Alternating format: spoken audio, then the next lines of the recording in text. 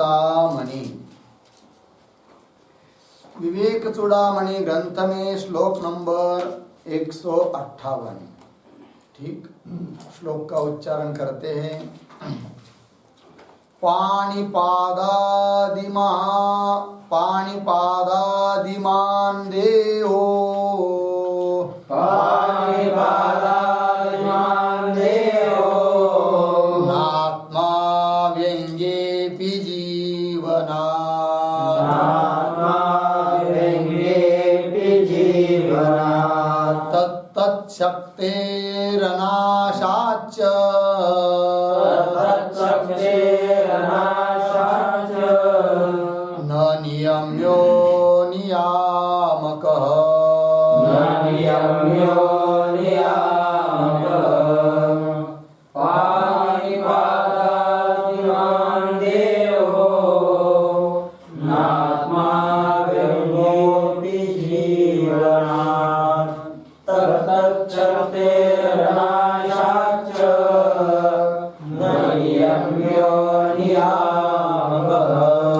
पाणिपादादिमान देह न आत्मा, व्यंगे अपि जीवनात्, तत्तत् शक्तेः अनाशात् च, न नियम्यः नियामकः।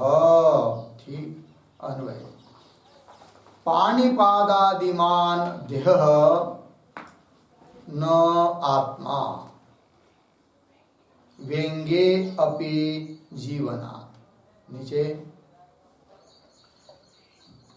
तत्तत् शक्तेः अनाशात् च, नियम्यः नियामकः न। ठीक, देखिए भाई, अर्थ देखते हैं। तो श्लोक नंबर 156 में बताया था कि अन्नमय कोश क्या है, कैसा है करके। फिर उस पर वहां पर एक बात भी बताई थी कि अन्नमय कोश अर्थात यह स्थूल देह आत्मा नहीं हो सकता है।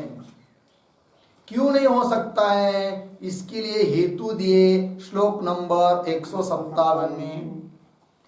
बताया था कि स्थूल देह रूप जो अन्नमय कोश है वो जन्म के पहले नहीं है, मरने के बाद भी नहीं है, अर्थात ये आगमापाई है, क्वचित कालिक है। जातक क्षणम कहा था, क्वचित कालिक है, क्षण गुण है, अनियत स्वभाव वाला है। कौन? ये देह रूप देह अन्नमय कोश न एक, और उसको एक नहीं है। कभी कभी बालक है, कभी तो युवा बन गया, कभी बूढ़ा बन जाता है, अवस्था उसकी बदलती रहती है। और जड़ है, घट की तरह दृश्य है। बहुत सारे हेतु दिया और इन हेतुओं के द्वारा बताया था कि वेत्ता ज्ञाता साक्षी ऐसा जो आत्मा वह देह नहीं हो सकता है, अर्थात देह आत्मा नहीं है। अब उसी बात के लिए और हेतु देकर समझा रहे हैं कि स्थूल देह अर्थात अन्नमय कोश आत्मा हो नहीं सकता है। कह रहे पाणिपादादिमान देह, तो देह का विशेषण दिया। कैसा देह? पाणिपादादिमान। पाणी कहते हाथ, पाद कहते पैर, तो पाणिपादादिमान अर्थात अवयववान, सावयव, अवयव से युक्त हुआ। कौन? देह। और आत्मा कैसा है जी? अवयव से रहित है, निरवयव है। तो जो सावयव है और आत्मा तो निरवयव है, तो सावयव ऐसा जो देह वह आत्मा हो नहीं सकता, विरुद्ध धर्म होने के कारण। तो पाणिपादादिमान देह न आत्मा, वो आत्मा नहीं है। बोलेंगे क्यों? और क्या हेतु? एक तो ये बता दिया, देह सावयव है, आत्मा निरवयव है। और क्या? और हेतु दे रहे, व्यंगे अपि जीवनात्, ये हेतु हुआ। व्यंगे पी, व्यंगे अपि का अर्थ है पाणिपादादि रहिते अपि। व्यंगे अपि का अर्थ पाणिपादादि रहिते अपि,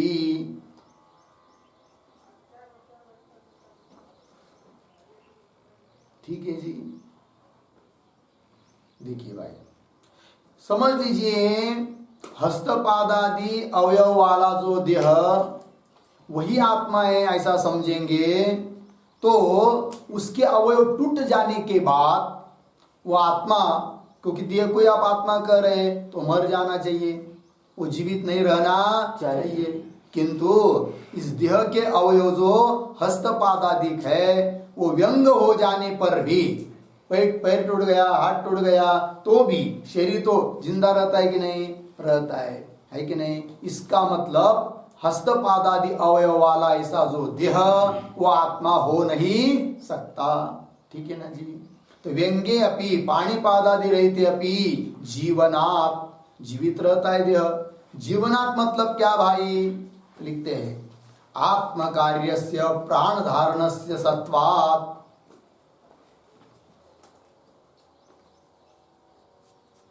आत्म कार्यस्य प्राण धारणस्य सत्वात्। ठीक, सत्वात् पूर्ण विराम। जीवन्ति ही लोके,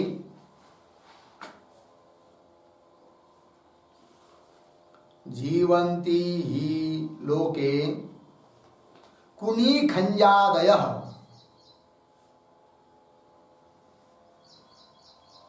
कुनी खंजादयः हो गया पूर्ण विराम। कौंस में लिख सकते कुनी बराबर,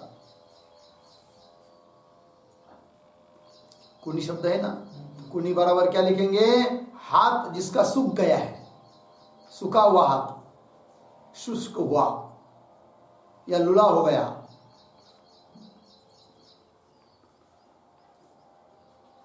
देखिए अर्थ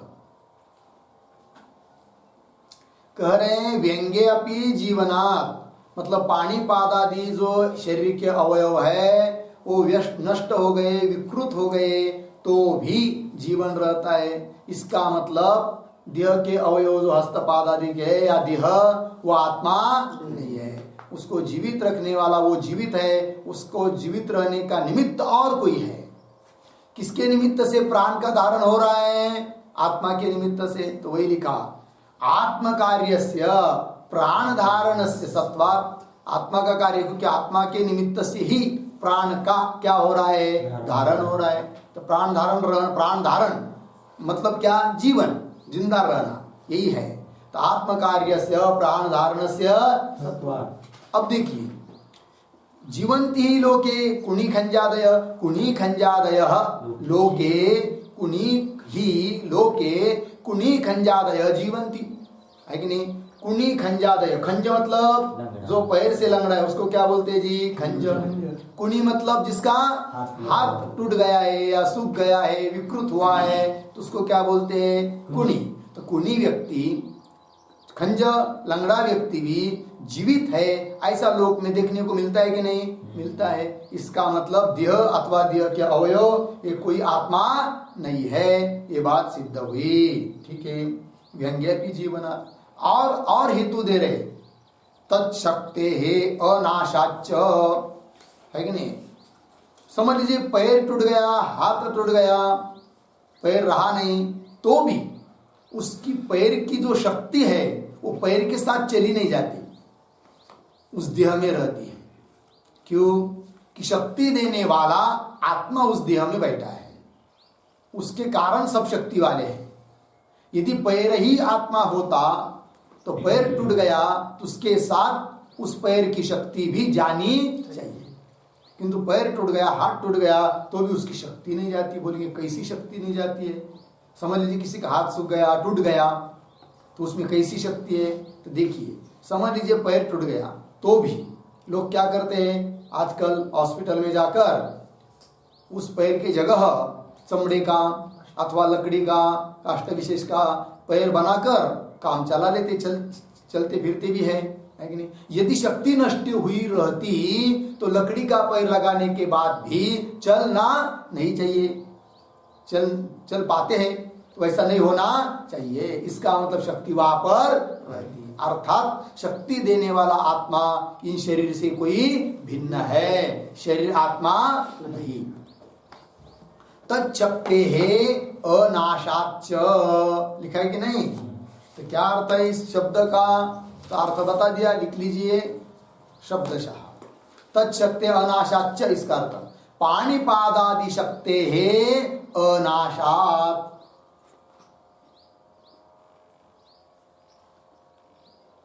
पाणिपादादि शक्ते है,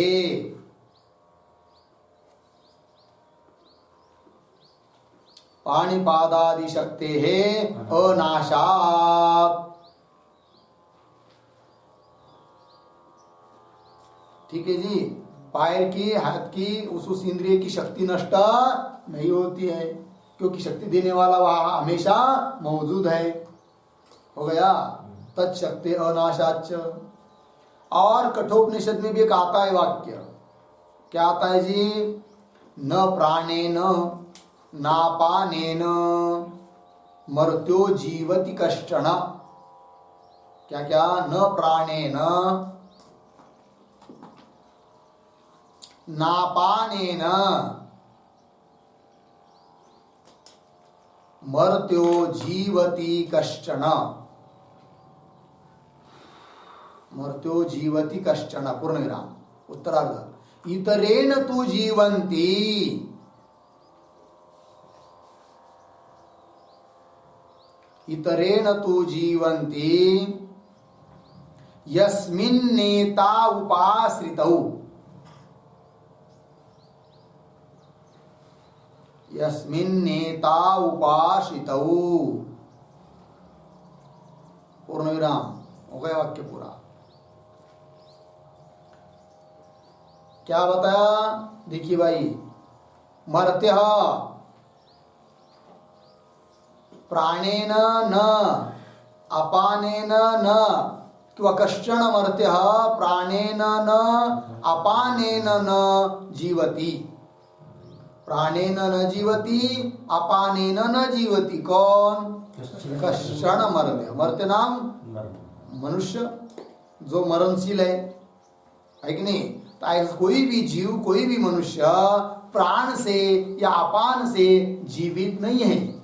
फिर किससे जीवित है? तो आगे लिखा है इतरेण तु जीवन्ति, और ही कोई है कि जिसके कारण जीवित है।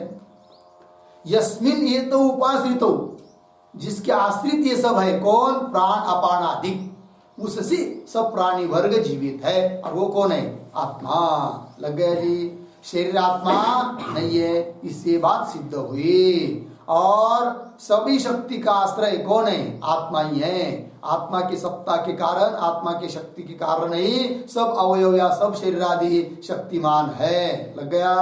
चलिए, तच्चक्ते अनाशाच्च, ये तो दे दिया ना। फिर आगे क्या करे? नियम्य नियामक न, इसलिए कि जो नियम्य है वह नियामक नहीं हो सकता है। नियामक, नियामक मतलब कौन? दो चीज होती है, एक नियमन करने वाला और एक नियमित को रखने वाला, नियम्य जिसको बोलते हैं। दूसरे शब्द में कहना हो तो नियामक मतलब शासक और नियम्य मतलब शासित। नियम्य को क्या कहेंगे? शासित।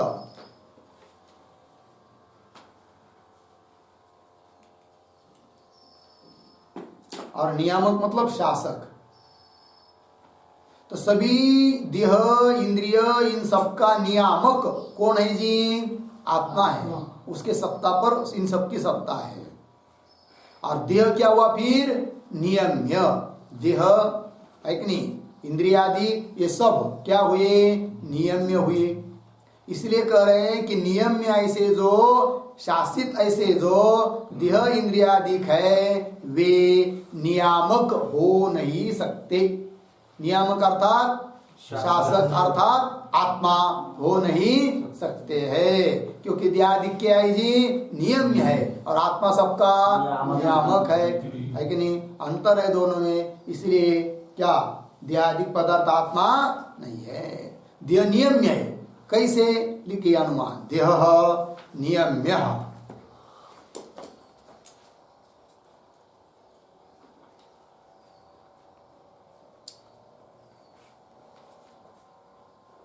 देह नियम्यः जड़त्वात्।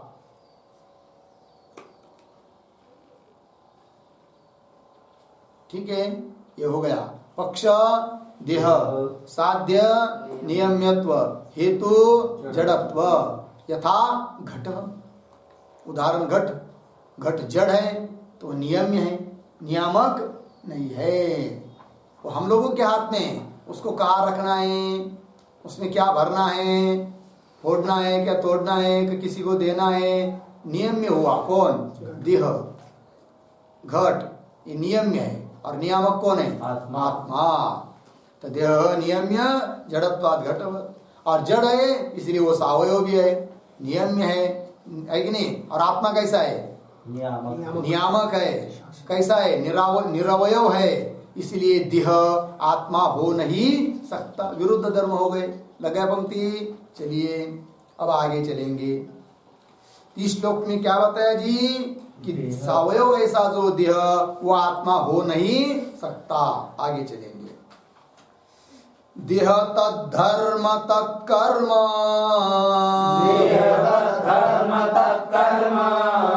तदवस्थादि साक्षिणः, सत एव स्वतः सिद्धम्, तद्वैलक्षण्यमात्मनः, देह तद्धर्म तत्कर्म तदवस्थादि साक्षिणः, स्वतः एव स्वतः सिद्धम् तद्वैलक्षण्यमात्मनः। देह तद्धर्म तत्कर्म तदवस्थादि साक्षिणः, सतः एव स्वतः सिद्धम तद्वैलक्षण्यम आत्मनः। अन्वय। पहली पंक्ति सरल है। देह तद्धर्म तत्कर्म तदवस्थादि साक्षिणः, नीचे सतः, सतः है का स्वतः है, स्वतः है। तो स्वतः की जगह सतः पाठ अच्छा है। सतः, क्योंकि स्वतः आगे आया ना, आगे चलिए। सतः हो गया। इसके बाद अंतिम का शब्द आत्मनः, तद्वैलक्षण्यम, तद्वैलक्षण्यम स्वतः एव सिद्धम।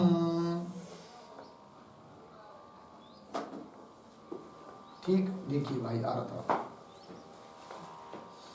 तो अभी तक बात बता दिया कि देह में आत्मा भिन्नत्व है, अर्थात आत्मा से भिन्न है कौन, देह है कि नहीं।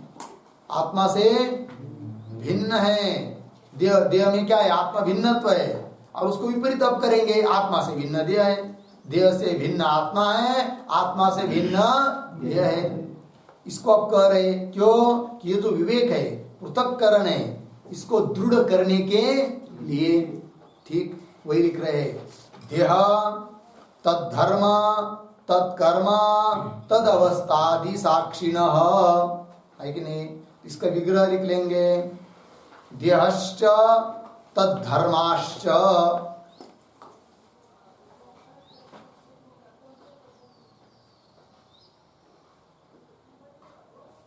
देहश्च तद्धर्माश्च तत्कर्माणि च,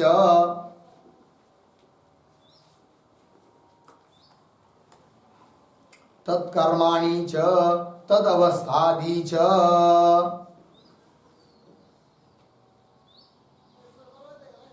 तदवस्थादि च।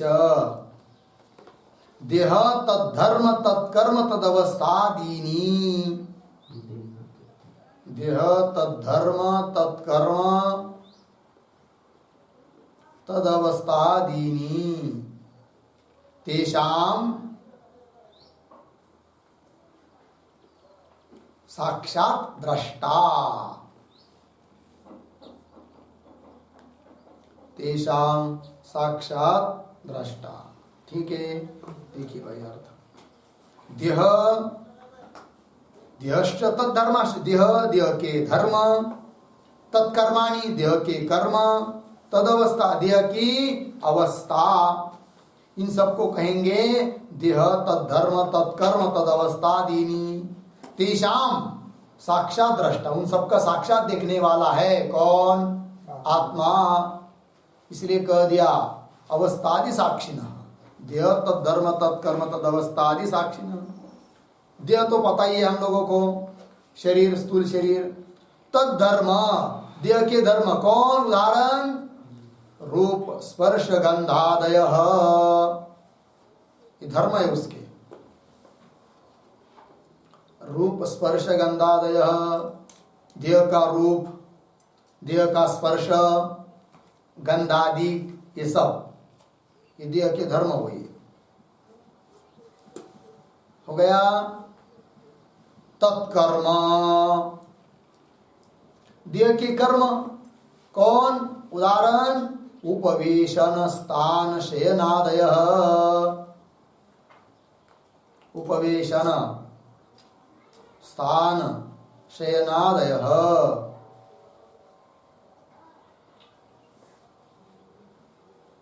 बैठना, रुकना, सोना, ये सब क्या है?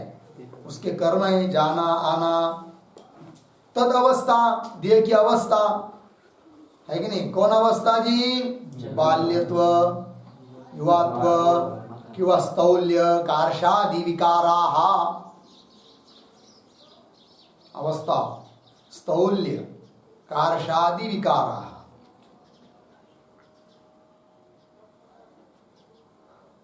हो गया। देह की स्थूलता, देह की कृशता या उसकी अवस्था, बचपना, युवा, बूढ़ा, प्रौढ़, है कि नहीं? ये सब क्या है? देह की अवस्था है। और इन सबको देखने वाला कौन है? आत्मा है। अवस्था आत्मा की है क्या देह की है? देह की है, आत्मा की नहीं है। किंतु देह के साथ तादात्म्य कर लिया तो उस देह की अवस्था को हम लोग किस में मानते हैं? आत्मा में। मैं बूढ़ा हो गया, मैं कौन? आत्मा। वो कभी बूढ़ा होता है क्या? नहीं होता है। बूढ़ा कौन होता है? देह। मान किसको रहा है? स्वयं को। यही तो भ्रम है, यही तो बंधन है। ठीक है ना जी? चलिए, देह तद्धर्म तत्कर्म तदवस्थादि साक्षिणः। हो गया ना इतना? तत्कर्म शब्द आया था ना, देह के कर्म। एक छोटा वाक्य लिखते हैं, तत्कर्माणि बराबर,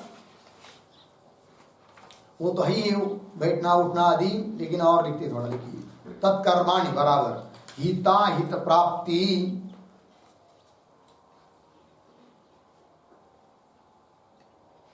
हिता हित प्राप्ति परिहारार्थ क्रियाः,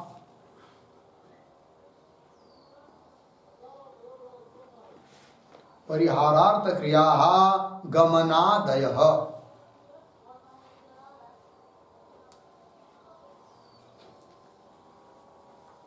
ठीक है जी। हिताहित प्राप्ति परिहार, हित के लिए, हित वस्तु के लिए, हित वस्तु की प्राप्ति के लिए क्रिया की जाती है आदमी से, और अहित वस्तु का परिहार करने के लिए क्या की जाती है? क्रिया। वो सब क्रिया हो गई। हिताहित प्राप्ति परिहारार्थ क्रिया गमनादि क्रिया, ये सब हुआ। ठीक है, आगे जी। साक्षिणः, इन सबका साक्षी कैसा? वो सतः आत्मनः, है कि नहीं? सतः आत्मनः, सत्स्वरूप आत्मा है। मतलब क्या? सतः आत्मनः, एक वाक्य सतः के ऊपर भिन्न भिन्न कालिकासु, भिन्न भिन्न कालिकासु बाल्यादिषु,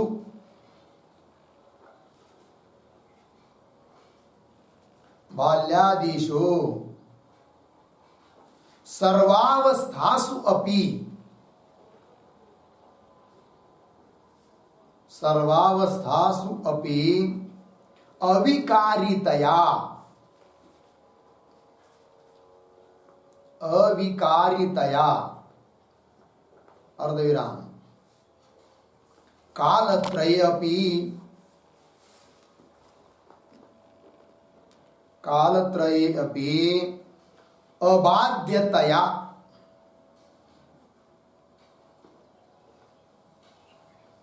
अबाध्यतया वर्तमानस्य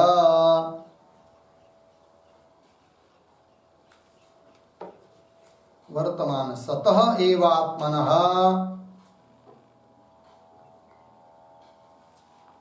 सतः एव आत्मनः देहादि वैलक्षण्यं भवति इति भावः। देहादि वैलक्षण्यं,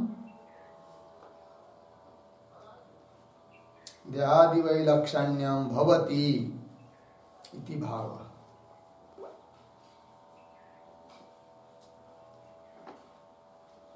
ठीक, देखिए भाई,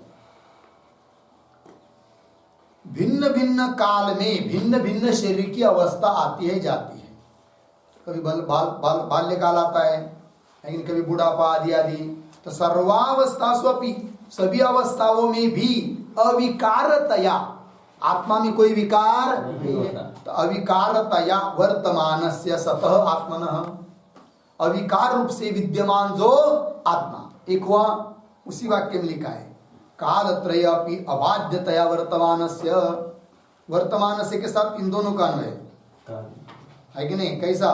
भिन्न भिन्न कालिकासो बाल्यादिषु सर्वावस्थासु अपि अविकारतया वर्तमानस्य सतः एव आत्मनः, है कि नहीं? विद्यमान ऐसा सत्स्वरूप जो आत्मा है वह देहादिकों से विलक्षण है। ये बात हुई।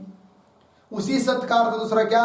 कालत्रय अपि अबाध्यमानतया वर्तमानस्य, तीनों कालों में भी जिसका बाद नहीं होता है, तो अबाध्य स्वरूप है वो। तो अबाध्य, बाधित न होने के कारण विद्यमान ऐसा जो आत्मा, सत्स्वरूप आत्मा, वह देहादिकों से विलक्षण है। ये बात सिद्ध हुई। हो गया? देखिए, सतः मिला ना, सतः आत्मनः, ऐसा सत्स्वरूप जो आत्मा, आत्मनः तद्वैलक्षण्यम, तद्वैलक्षण्यम देहादि विलक्षणत्वम, तद्वैलक्षण्यम का अर्थ लिखिए देहादि विलक्षणत्वम।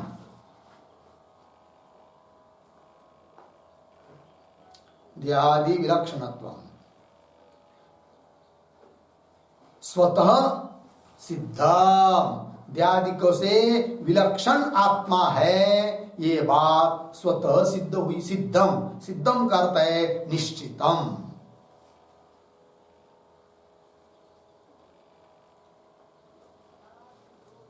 ठीक है? किससे विलक्षण हुआ आत्मा?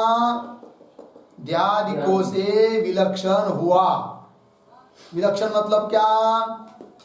विरुद्ध लक्षण वाला हुआ। देहादिकों में जो लक्षण है, जो धर्म है, उससे भिन्न लक्षण वाला है। कौन? आत्मा। ये सिद्ध हुआ। कैसे? स्वतः एव, क्या लिखा है?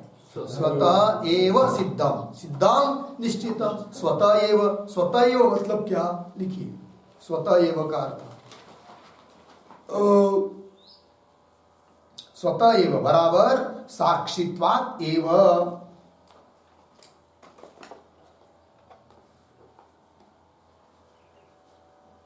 अर्धविराम हेत्वंतरम विना एव इत्यर्थः।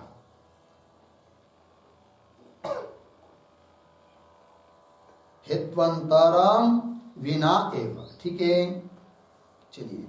स्वतः एव सिद्ध हुआ आत्मा देहादिकों से। कैसा है? विलक्षण। क्यों? साक्षित्वात्, साक्षी है वो।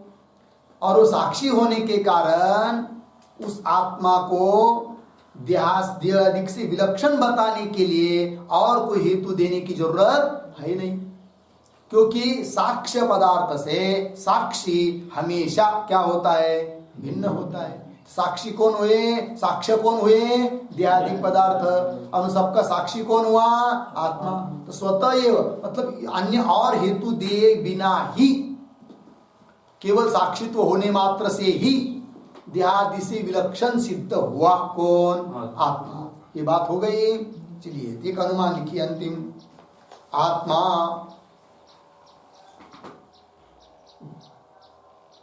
आत्मा देहादि विलक्षण,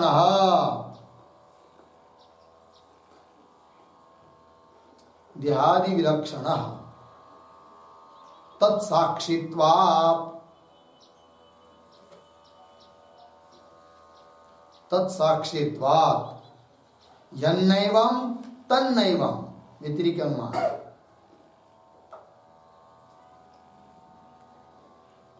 यन्नैवं तन्नैवं यथा देहादिः,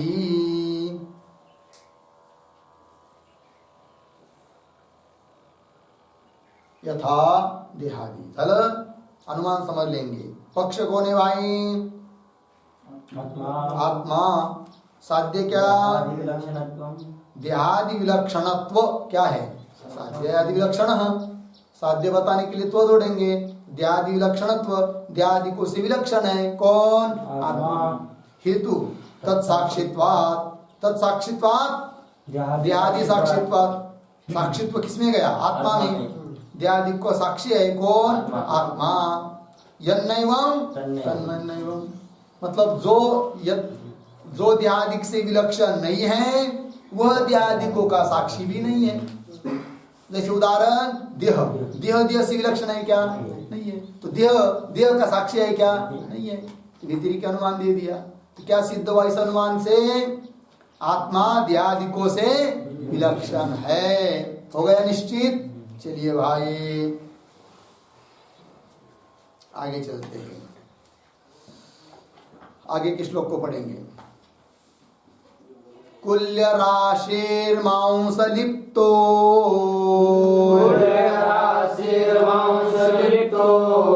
मल पूर्णोति कश्मलः, कथं भवेदयं वेत्ता,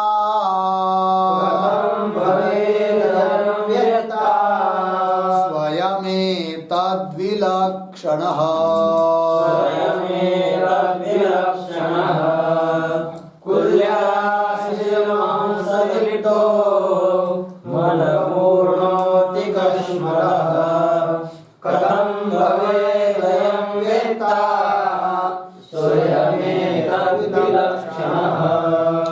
राशि मांसलिप्तः मलपूर्णः अतिकश्मलः कथं भवेत् अयं वेत्ता स्वयं एतद् विलक्षणः।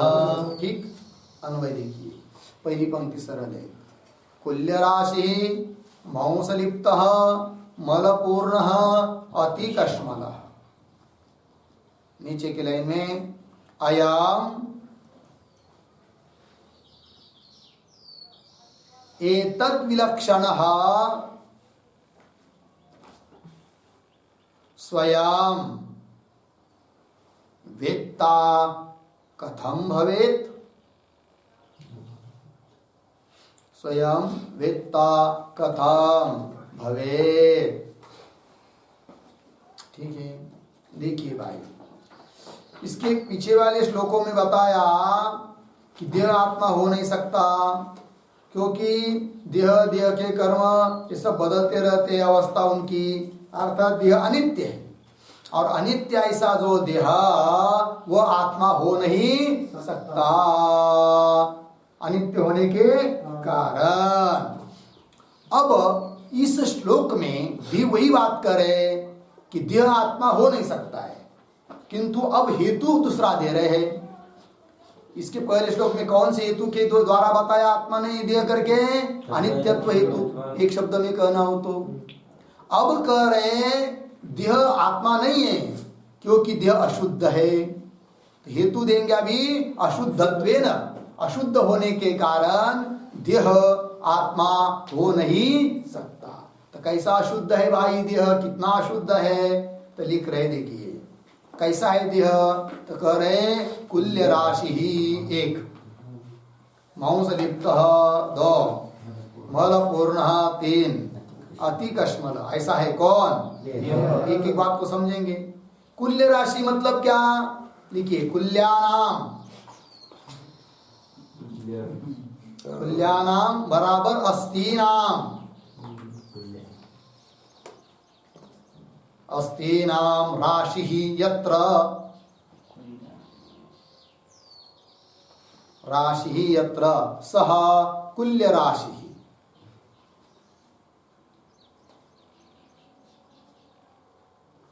ठीक है जी। कैसा है यह कुल्य राशि? कुल्य शब्द का अर्थ है, कुल्य शब्द का अर्थ क्या है? अस्थि। कुल्यानाम अस्तीनाम राशि। अस्थि हड्डी, हड्डियों का ढेर है, हड्डियों की राशि है जहां, उसको ही कहते कुल्य राशि देह। ठीक है ना? जैसे हम लोगों को कोई बहुत बड़ी ऊंची मूर्ति बनाई रहती है ना, मिट्टी की या किसी चीज की, तो क्या करते पहले? सबसे पहले बांस, क्या कहते इसको? बांबू, क्या कहते उसको हिंदी में? बांस, वेड़ू, बांबू, बल्लिया, सब ऐसे एक दूसरे को जोड़ते हैं, बांधते हैं। फिर बना के बाद फिर उसके अगल बगल वो नारळ की सेंडिया दी होती ना, वो घास फूस गवत वो ऊपर ऊपर से लगाते हैं। फिर उसके ऊपर किसी चीज का लेप करते हैं, फिर कलर देते, तब वो बन जाती है क्या? मूर्ति। कभी देखी होगी ना, गणपति की मूर्ति बनाते हैं गणेशोत्सव के समय, बहुत बड़ी बड़ी देवी की बनाते, इसी प्रकार बनाते हैं। सबसे पहले क्या खड़ा करना पड़ता है जी? लकड़ी है कि नहीं? वो बांबू, वेड़ू, बांस जिसको बोलते हैं। उसी प्रकार भगवान ने ये मूर्ति बनाया है सब। और ऐसी कैसी चलेंगी फिरेंगी ये मूर्ति? भगवान ने क्या किया? उसको पहले खड़ा किया। किससे? बांस से। कौन बांस है यहाँ पर? हड्डियां, कुल्य, कुली, बांस है कि नहीं? हड्डी का एक सांगड़ा रचा दिया, सापड़ा। फिर उसको क्या कर दिया? ऊपर ऊपर से कुछ वेस्टर्न लगा दिया, है कि नहीं? किसका? मांस का। समझ में आया? तो वही लिखा है, इसलिए दिया कैसा है? कुल्य राशि। और कैसा है? मांस लिप्त।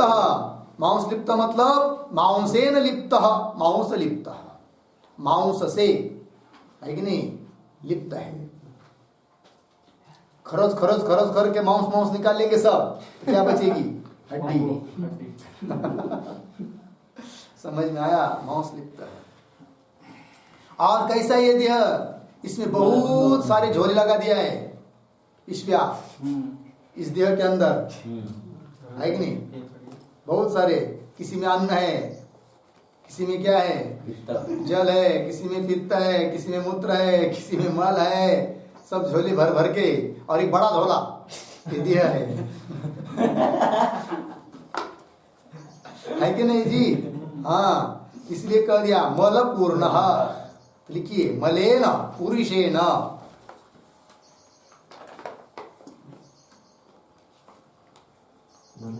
मलेन बराबर पुरुषेन, पूर्ण, मल पूर्ण हो गया। मल से, पुरुष से, विष्टा से पूर्ण ही है, इसलिए इसको कह दिया मल पूर्ण हो गया। मलेन पुरुषे पुरुषेन पूर्ण। ठीक है, इसलिए अतिकश्मल, इसलिए क्या कह दिया उसको? अतिकश्मल है भाई ये शरीर। अतिकश्मल मतलब क्या? तो लिखिए, अत्यंतम कश्मल, अतिकश्मलम।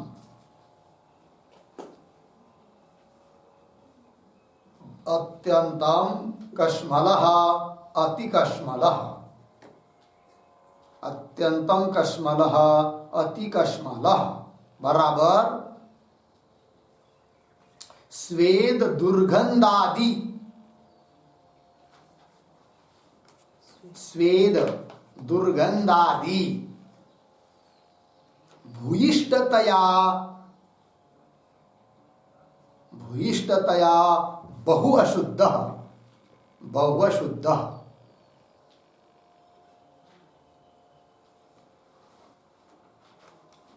हो गया। चलिए भाई, अत्यंत कश्मल, अति कश्मल है मतलब क्या? स्वेद, स्वेद मतलब पसीना, है कि नहीं। और दुर्गंध आदि बहुत सारी चीज इसमें पड़ी हुई है, किसमें, देह में। स्वेद दुर्गंध आदि भूयिष्ठतया बहुत ज्यादा होने के कारण अत्यंत अशुद्ध है। कौन, ये देह। और ऐसे अत्यंत अशुद्ध देह को हम लोग समझते हैं क्या, मेरा स्वरूप है करके, मैं मेरा है करके। ये तो न मेरा है न मैं है, लग गया जी। चलिए वही लिखा है, कुल्य राशि मांस लिप्त मल पूर्ण अति कष्ट। ठीक, इस प्रकार का यह देह। आगे अयम, अयम शब्द का अर्थ लिखिए देह। ये अभी तक देह के विशेषण बताए, अयम के विशेषण बताए 4। तो अयम, अयम देह, ये देह हुआ।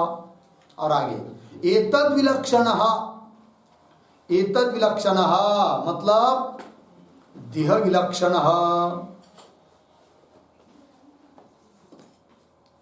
एतद् विलक्षण का अर्थ है देह विलक्षण बराबर निर्मल। तो देह तो ऐसा है और आत्मा कैसा है, देह से विलक्षण है, निर्मल है, कभी कोई लेप उसमें है ही नहीं है। एतद् विलक्षण बराबर देह विलक्षण अर्थात निर्मल। स्वयं वेत्ता कथम भवेत्, स्वयं, स्वयं मतलब आत्मा।